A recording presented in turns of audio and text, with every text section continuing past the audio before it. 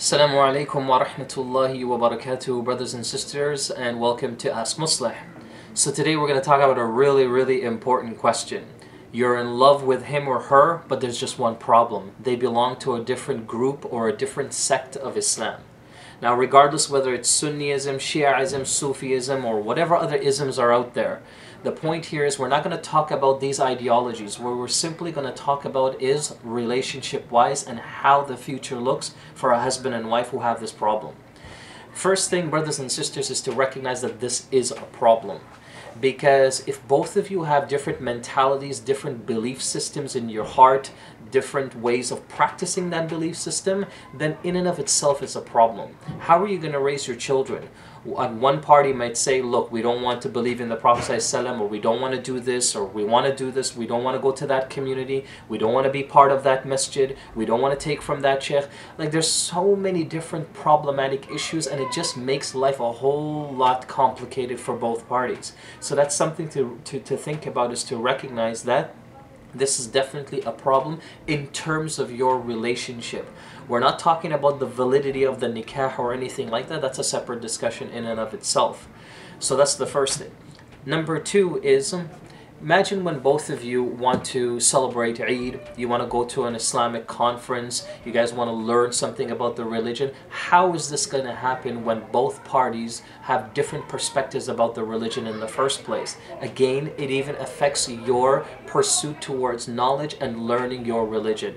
Number three, now when it comes to the actual relationship itself, again, it might be problematic, because in some groups or in some sects, there are certain things that are permissible where they become denounced in other groups or in other sects of Islam. So then it creates problems that way, even with your relationship and how you, what kind of physical relationship you have with each other.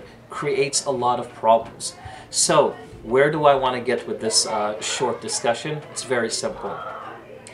Think about your future with that person. Put aside your emotion and how you feel about that individual, and just pause for a moment. Eventually, that romance and that strong emotion that you have for each other, eventually it calms down. Inshallah, it never disappears, but it does calm down. What are you going to do in a situation like that? What are you going to do if he tells you that, look, you know, you don't need to wear your hijab, but as a Sunni Muslim, you grew up, the hijab is a part of your life, but another group or another sect told you just don't do it. You don't need to, we don't follow that. Then you start getting into this battle again. All the religion, its concepts, all become very questionable for both parties, and it just puts yourself in a very difficult situation where you might be forced to make certain decisions you don't want to make. So brothers and sisters, my urge here is really to have all of you to really think about this decision, really think about your future, really think about your children, think about the family, the in-laws, everybody as a whole, and how everyone is going to get along moving forward. So this is why it is my humble opinion, brothers and sisters, is just pause for a moment. Don't go through with a nikah like this until you really truly know what it is that you're doing, and ask Allah subhanahu wa ta'ala to make it easy for both of you, inshaAllah. Jazakallahu khairan. Assalamu alaikum wa rahmatullahi wa barakatuh.